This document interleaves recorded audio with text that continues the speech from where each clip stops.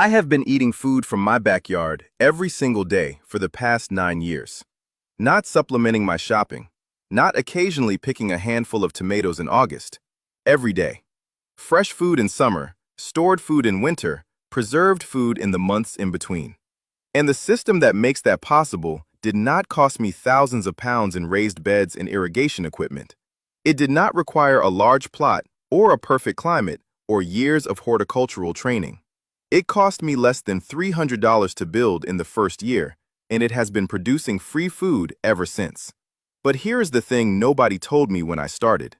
The reason most backyard food systems fail within 3 years is not bad soil, not bad weather, and not bad luck. It is that they are built in one dimension.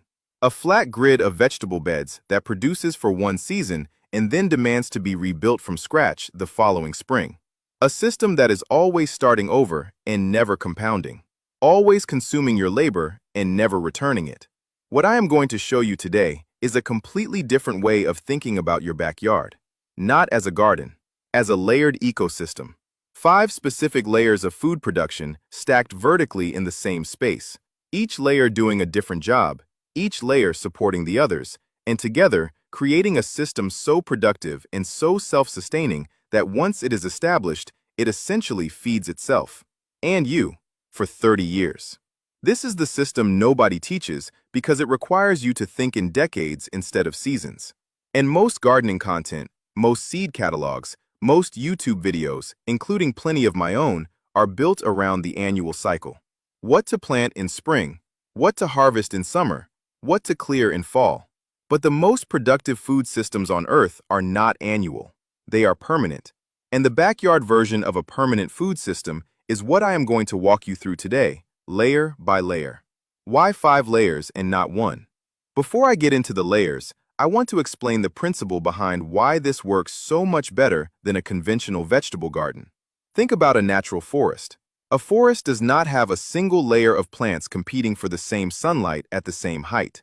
It has a canopy of tall trees, an understory of smaller trees beneath them, a shrub layer below that, a ground layer of low-growing plants, and a root layer of underground food crops working beneath the surface. Every vertical foot of space from the soil to the top of the tallest tree is occupied by something productive.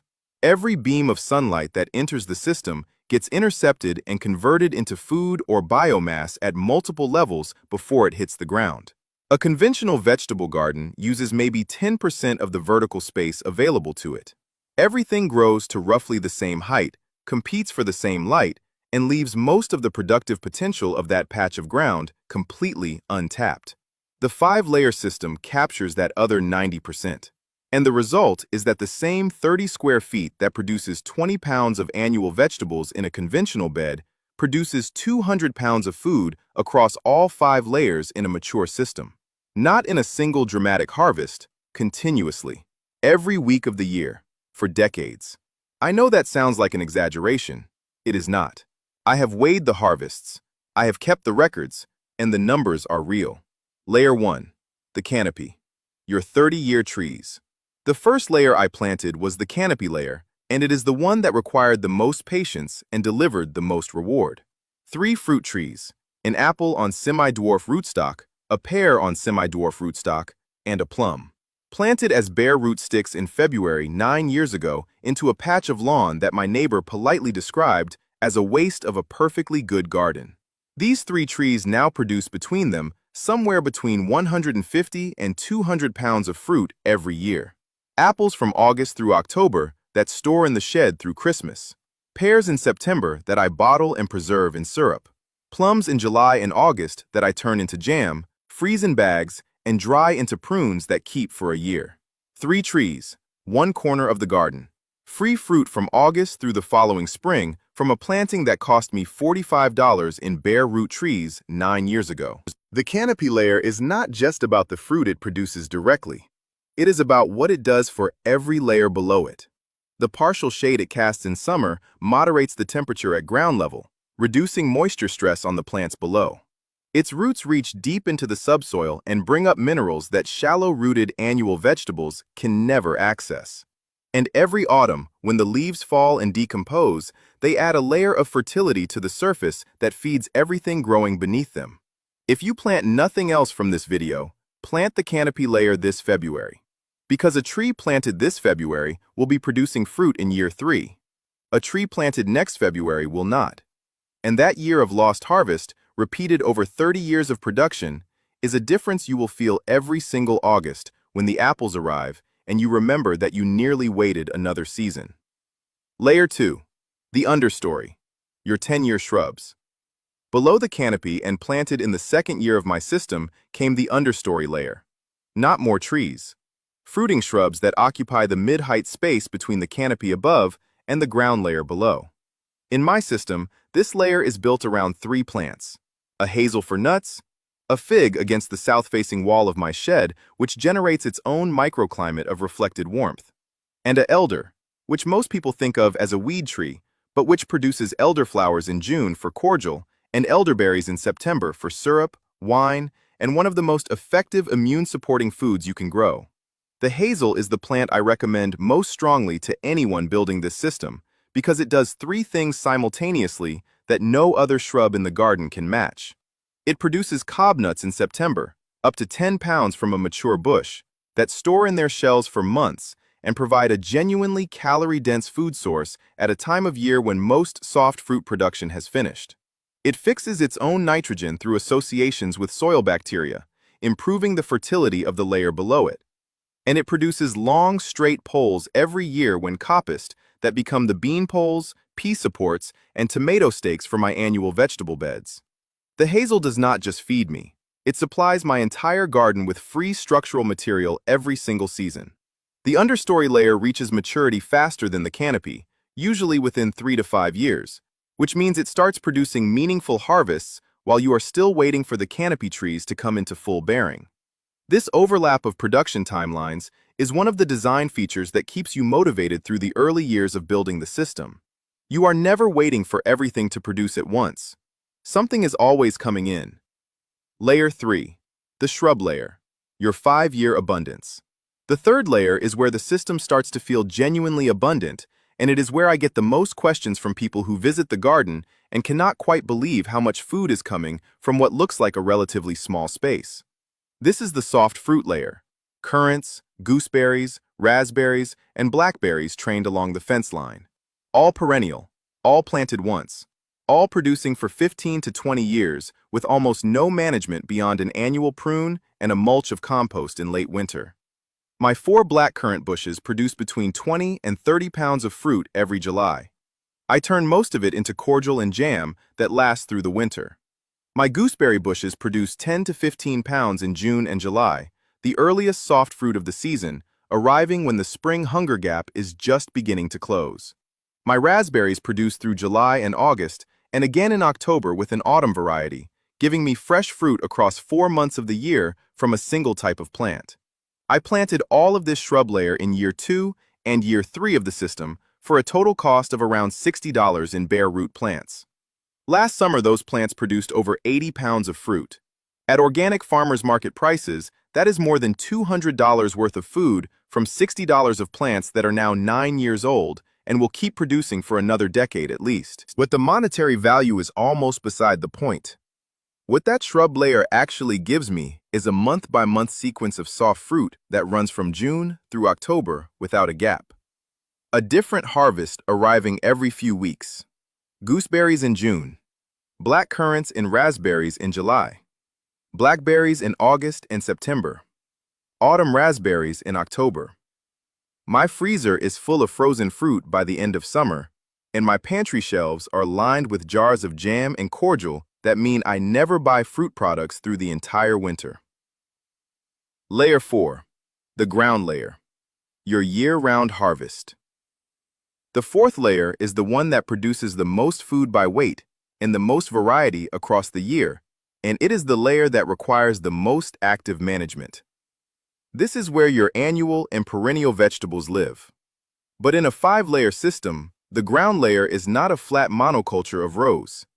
It is an interplanted mixture of perennial vegetables that come back every year without replanting, and annual vegetables that fill the spaces between them. The perennial vegetables in my ground layer took me years to fully appreciate. I grew up thinking all vegetables were annual, planted in spring and finished by fall. The first time I harvested asparagus from crowns I had planted 3 years earlier, I understood what I had been missing. Asparagus comes up every April without any action from me. I harvest it for 6 weeks, then let the ferny growth develop through summer to feed the crowns for next year, and in April it comes up again. It has been doing this for 7 years, and it will keep doing it for another 20. Alongside the asparagus, I have perennial kale that has been in the ground for 4 years and provides fresh leaves every week from September through April. Globe artichokes that produce their spectacular edible flower heads every summer and whose roots break up compacted soil to a depth of 3 feet, creating channels that every plant around them benefits from. And a ground-covering carpet of wild strawberries that runs along the edges of every bed, producing small, intensely flavored fruits from May through September and suppressing weeds with a dense mat of runners that costs nothing to maintain. Between these permanent perennial plants, I grow my annual vegetables in the spaces that remain. Salad leaves, radishes, spring onions, courgettes, squash, and climbing beans that go up into the shrub layer above, blurring the boundary between layer 3 and layer 4 and extracting maximum productivity from every square foot of the system. Layer 5. The root layer, your underground larder. The fifth and final layer is the one that most people never think about at all. It exists entirely below the surface, and it produces food that stores longer than anything grown above ground. This is the root layer, the layer of perennial underground food crops that you plant once and harvest from indefinitely. Jerusalem artichokes are the foundation of my root layer. I planted a handful of tubers 7 years ago in the shadiest corner of the system where almost nothing else would grow. Those tubers are now an 8-foot-tall wall of plants every summer that produces 50 to 60 pounds of crisp, sweet, nutty tubers every autumn. I harvest them as I need them from October through February, digging a few at a time and leaving the rest in the ground, where they keep perfectly and regrow the following spring from any tuber I miss. They are completely indestructible, completely free after the initial planting, and they produce in conditions of poor soil, deep shade, and minimal rainfall that would defeat almost any other crop.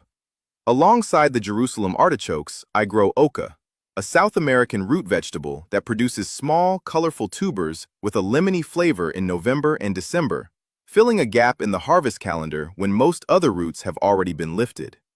And a permanent patch of horseradish in the corner that provides fresh roots for sauce and preserving from autumn through spring. The root layer is your insurance crop, the food that is always there below the surface regardless of what is happening above ground. A bad summer that wipes out your tomatoes and courgettes does not touch the Jerusalem artichokes. A wet autumn that rots your stored onions leaves the oca perfectly intact in the ground.